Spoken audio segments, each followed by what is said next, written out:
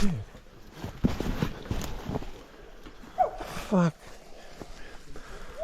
Oh, fucking cold. After that, a bomb casing, I believe. Oh, yeah.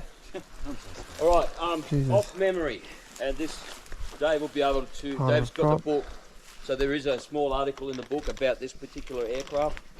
Off memory, it took off in November 1942 on a bombing run to head north up to Rabaul. It was in a group of 9 aircraft. They were going through cloud. It was sitting beside another aircraft.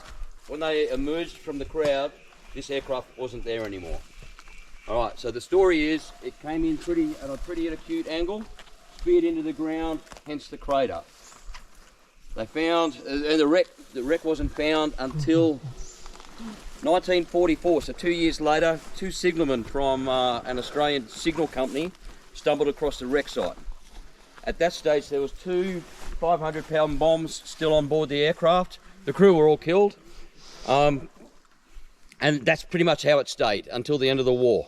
After the war, a US casualty excavation team came in and found the remains of 3 servicemen, so they've been taken out.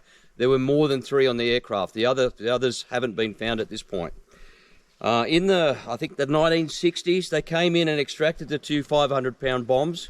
One was detonated somewhere on site, and that may be where the crater generated from, and another was taken away and disposed of further away somewhere. Yeah, well, that makes sense. So yeah, I suspect the crater is probably a result of a 500-pound bomb detonation. Generally, when an aircraft comes in, because it's made of fairly fragile type materials, it would splinter on the ground. You'd find the engine blocks would bury themselves, but it wouldn't create a crater like that. So my view is the crater is the result of a 500-pound bomb explosion, but a controlled explosion, not when the plane crashed. That's a starter motor.